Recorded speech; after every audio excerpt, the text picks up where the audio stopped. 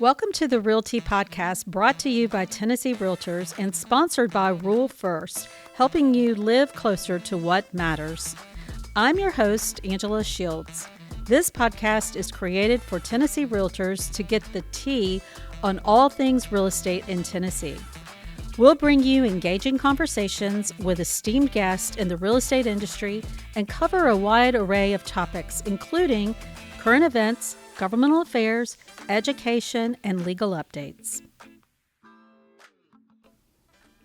All right, today we have a very exciting episode of the RealTea, and I am joined by Jantrice Johnson, who is a nominee and has been recognized by the National Association of Realtors with the Good Neighbor Award. She is a finalist, one of the top 10 to be recognized and in the running for this Good Neighbor Award. So first of all, let me say congratulations. Thank you. We're going to talk about your organization. Mm-hmm.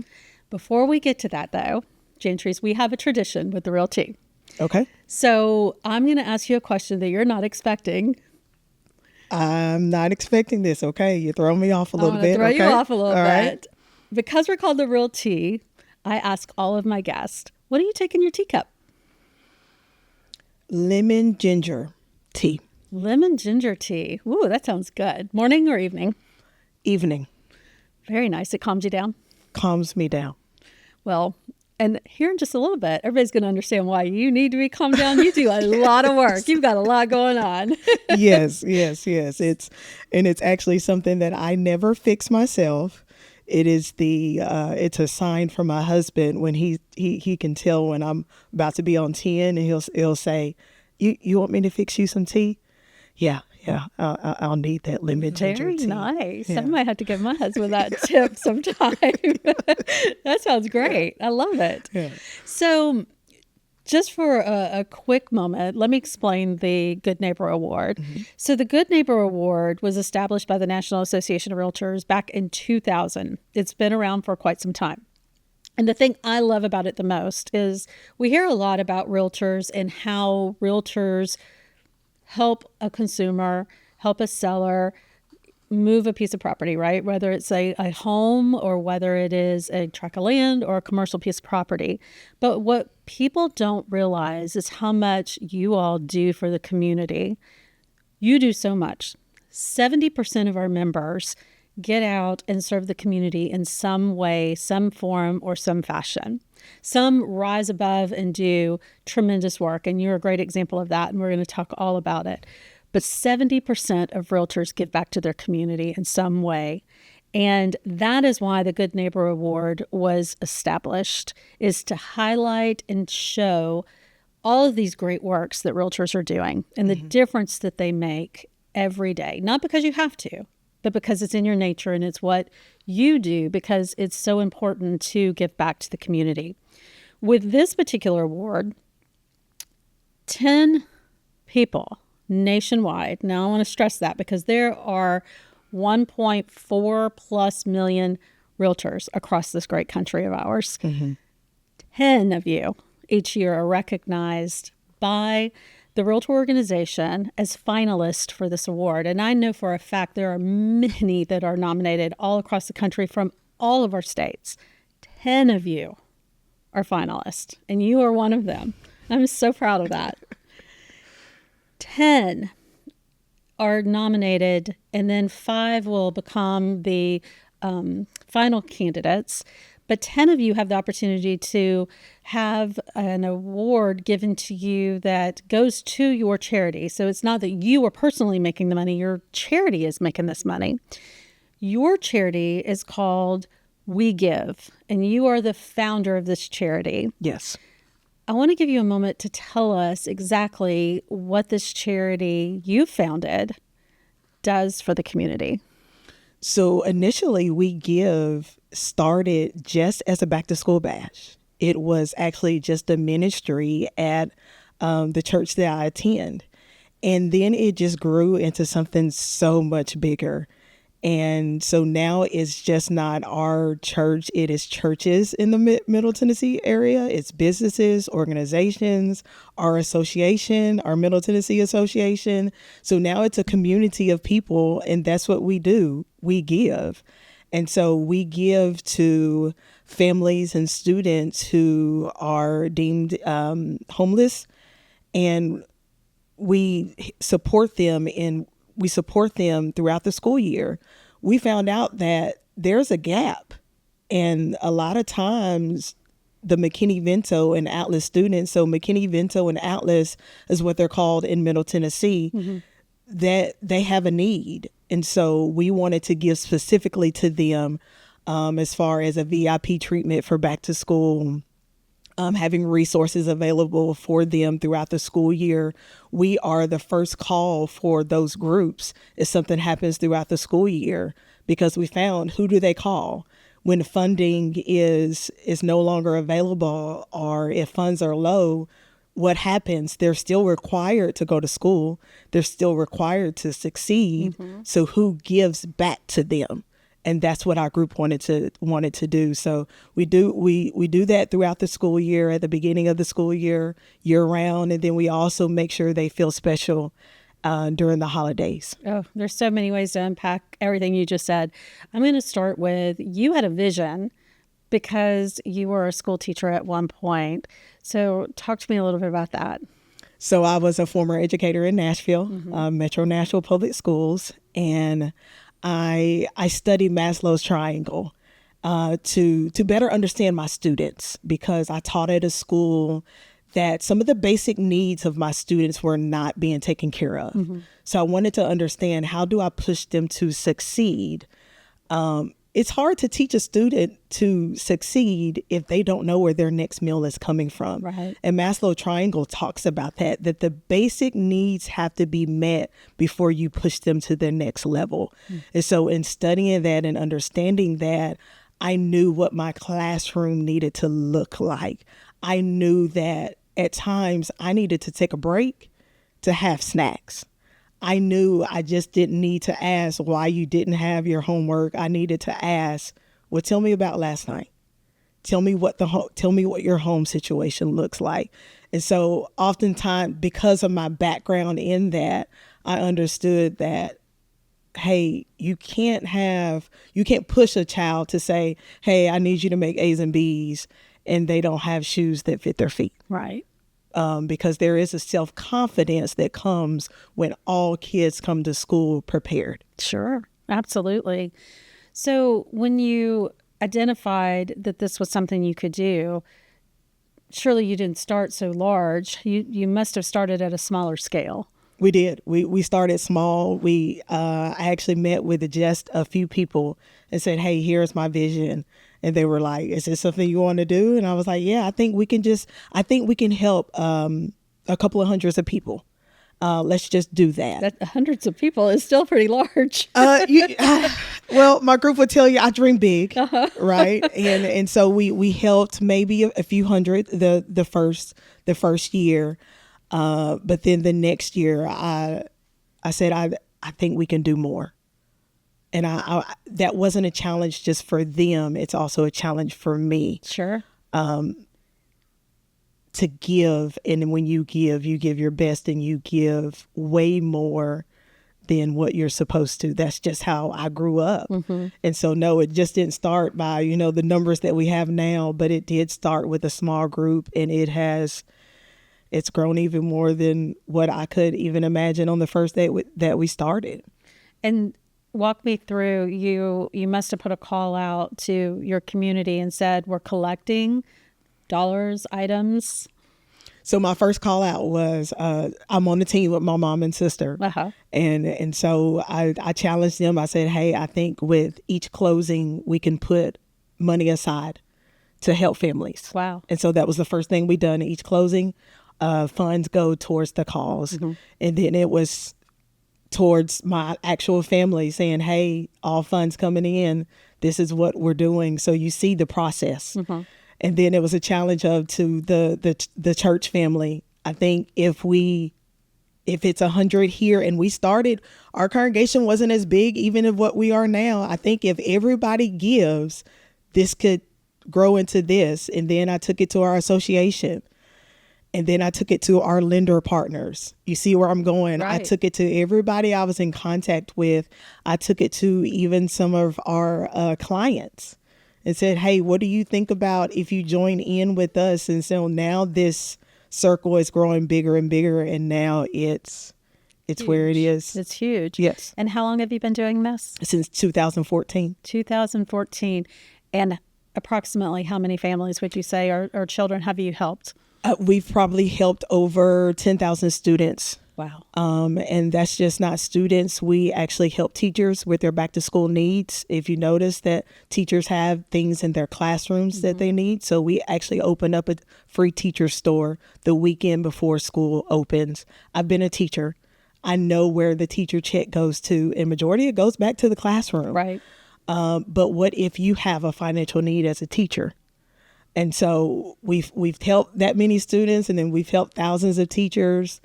And that number is still growing today. That is so impressive. I have family members that are teachers, so I know exactly what you mean.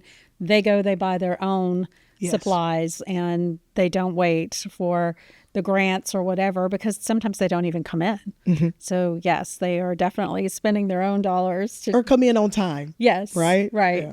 And they definitely don't get reimbursed most of the time. No. So I understand that. I find it so fascinating because I think a lot of times we talked about that realtors definitely are there to assist and help in the community. And so having the opportunity to help someone like you who has started something like this is a great opportunity. But I think you have people that have that desire to say, I would love to start a foundation or some type of charity. They don't know how to do it. So to hear you talk through the steps of what you did, it sounds like you may have learned along the way of how to grow it. Completely learned along the way. Yeah. And it took some, I would say mistakes, but when you're giving, is it really mistake? I mean, when you're giving, it's not necessarily mistakes, but just learning as the years of giving went along. It's like, hey, that didn't work, but we still had a heart to serve and give. And that's what I would tell the team, that, hey, maybe that didn't work, but did we give away 1,000 backpacks? Did we help 3,000 people? Mm-hmm. Nobody knew what the process was on the back end. Right. And that's what has to be the focus. We helped a lot of people. You just kept finding your path. Yes. Yeah. Yes. And now we have a system. Now you have a system. Now we have a system. I love that.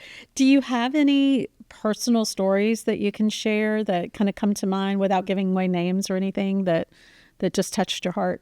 Yeah, I think it's always the gratitude of some of the people we come in contact with. I talked about the system that we do have. We do have a system. And I told this story the other day about the mom and her 4 boys of never being able to purchase shoes altogether. We take some things for granted, right? I can take my girls into a shoe store and we buy shoes. But this mom was telling me that she's never been able to buy all 4 pairs of shoes at one time. And she was telling me that story. She was saying that I have to go in this season buy one son, and in another season buy another son a pair of shoes. Oh, and they grow so fast. I'm sure they outgrow them. But in understanding our system is, when you come into our VIP event, we have such a system that you go to one area at a time. So you go to each area and then you leave out of, because we serve so many people on that day. This mom went through the area twice. Wow. To come seek me out to say thank you. Oh. Wow. So it just wasn't the gratitude of, hey, I want to find out who is over. It was, I'm going to get a brand new bracelet and go through everything just to tell you thank you. Wow. And that day it was like, hey, she's giving me something that I can carry on for the rest of the year, because she didn't have to stand back in line. She didn't have to go through the process again. Right. But she asked someone, hey, I want to know who's over this. And they say, hey, she's back inside. And she did everything back again to say thank you. Wow.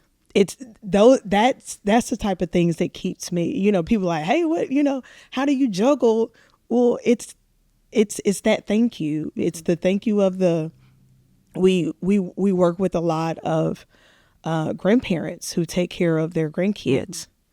That's already a burden because they're older.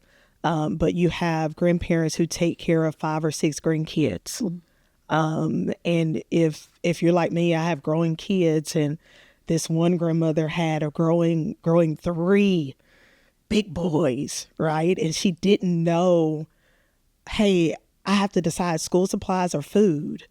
But coming to our event, you don't have to decide. How can we help you? And so I tell my volunteers all the time, yes, we have a system, but the heart of our system is, when to break it out of line, right? And so with this grandparent, she asked for an extra food bag. And in our food bags, we have food that can last you for a week. That volunteer gave her 2 food bags. Oh. So what that did to her. Right. So it's stories like that. And then the grandmother coming up to me saying, hey, I want to give you my last couple dollars because I didn't know. That's what keeps me going. Wow. That's just amazing. Yeah. So you talked about earlier when we were off camera that you not only do you do the school supplies, but they get a VIP day. So talk about some of the other things that the kids experience on that VIP day. So the VIP day starts at the entrance. The entrance is we have our best greeters. If you think about a VIP day, you don't get the entrance of, just waiting in line. No, you get the greeters who are smiling with signs, excited. You get the wristband. People walk you through everything. You get the form. So when you come in, you get registered, you get the greeting, and they also get the haircuts. And it's not just, hey, we're going to pick you a haircut. No, you get a choice. You get the picture. You get to pick. And it's not just haircuts. The young girls can get their hair braided or cut or curled any way they get it styled. They get it styled. Yeah. And when you see those girls' faces, this year we added something new that even if the child's hair was not ready, we could wash on the spot. Oh, nice. So you had the parents saying, I didn't know. That's okay. Let's help you take down the child's hair. That's the VIP treatment. Oh, nice. Let's help you take down the child's hair. Let's get it washed. Let's make sure you and the child are feeling good. They get their eyes checked. That's VIP treatment. Right. They get to pick their backpack. They get to pick their brand new pairs of shoes. A lot of people ask us all the time when they donate to us, like, hey, do you all take used pair of shoes? It is nothing against used pair of shoes. Sure. I love a good used pair of shoes.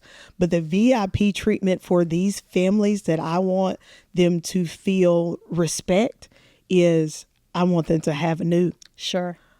So we take the time. Does it take us longer to sit each child down and size them? We size them. Do we take time to make it feel like a shoe store? That's the VIP treatment. Oh, nice. So it's just not, hey, we have shoes all over the place. No, our volunteers work and put the shoes where they're supposed to go, and they get to pick and try on, and they get a new pair of socks. And, we talked about the impact of the stories. Those kids get more excited about the new pair of socks than sometimes the shoes. And one of the areas that I get excited about is we just don't have the shoes for the students, but we have a section for the parents. I still believe that they should feel cared for. Yes, it's about the students and them going back to school, but I want them to have an opportunity to feel good as well, so they can pick a pair of shoes in that section. So they can get food during that day, so they can eat and sit down and enjoy the family. We have bounce houses, we have popcorn and cotton candy, and it's just a day of fun. But then when you leave, you can get your food back for the week, And then we added something special this year, that our essential store, that you can shop for essentials for free. And that is the detergent, the toothbrush, the toothpaste, the underwear, the sleeping bag, extra water, the list of about 20 items that you can get to take back with you. So you can really spend about 2 or 3 hours with us. And some people spend the whole day. Oh, wow. They spend the whole day with us, because you can do that. And that is the treatment I think they deserve. Just a day of relief and a day of someone taking care of them. That's very nice. I can see why that's a very successful and popular day. Is there any other activities or days that happen at the other parts of the year? Yes. So the last couple of years, we've done the Warm Wishes event. And that's a holiday event. That's a special event that we've been blessed. Last year or 2 years ago, we partnered with Jeffrey Simmons of the Titans. Oh, wow.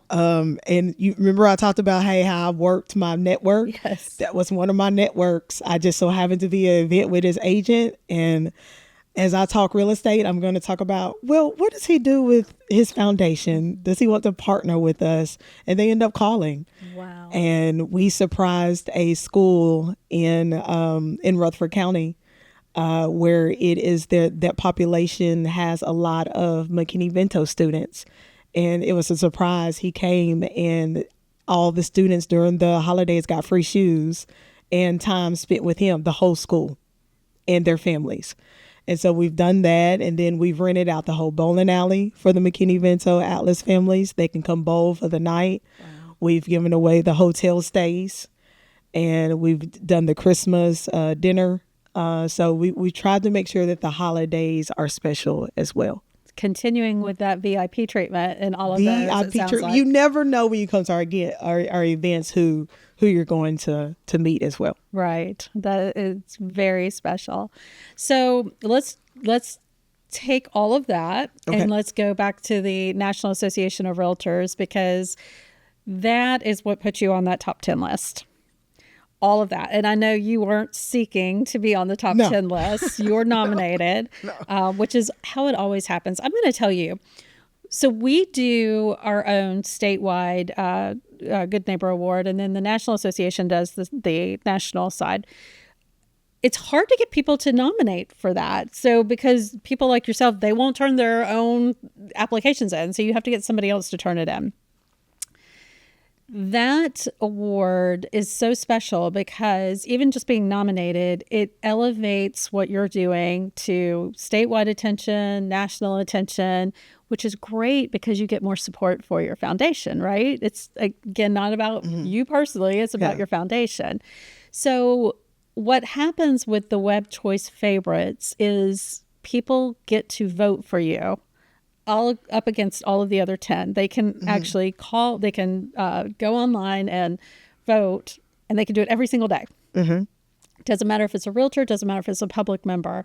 But I'm going to let you kind of explain what you know about that to get your take on it.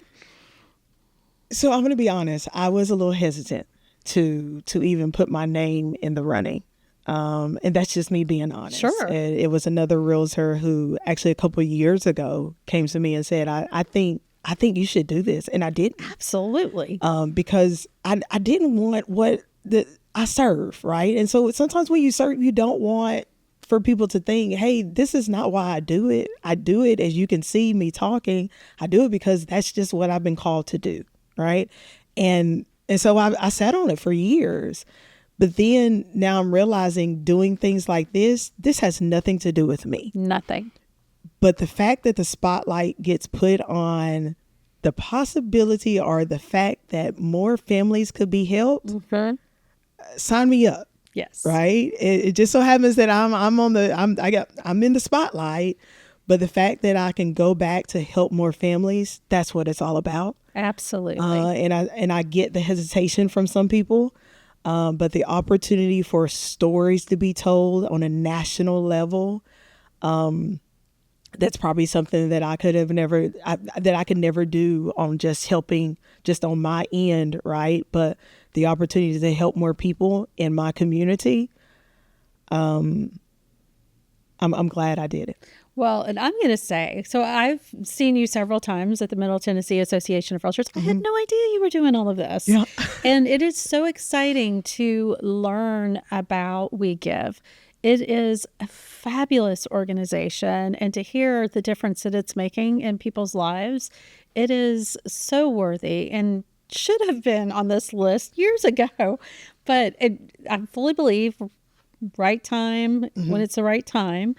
But it is just amazing to learn everything that it's doing and all the families it's touching, and to hear how it's grown over the years. And you were saying earlier, and I'll let you to speak to this, that it's gone from, as you described it, helping hundreds to now helping thousands, but it's spread across Middle Tennessee. It's not just a small community anymore. So name some of the counties that it's helping besides just your area. Bedford County is one of those counties that, you know, we touch and we help. We still get the calls. We get calls throughout the week because, like I said earlier, who else helps in those gaps? And it's just not the students that we get calls about. Who helps if a teacher is in a financial struggle? Who do they call? Right. And so we are the group that we are deemed in, and that is the group they'll ask, like, who did we get any calls today? Who can we give to that needs assistance? And that's just what we do. And so we don't deny the surrounding counties to assist with. If they're needing help, we will assist. So exciting. And if someone listening were to want to help you, help the organization, get involved, volunteer, how would they do that? A couple of things. You can go on our website, wegivetn.org. You can donate there. You can find out more information. You can see the videos of some of the families and kids and their smiles. You can also help us with the web choice. From now until November 5th or the 6th, you have a chance to vote every day.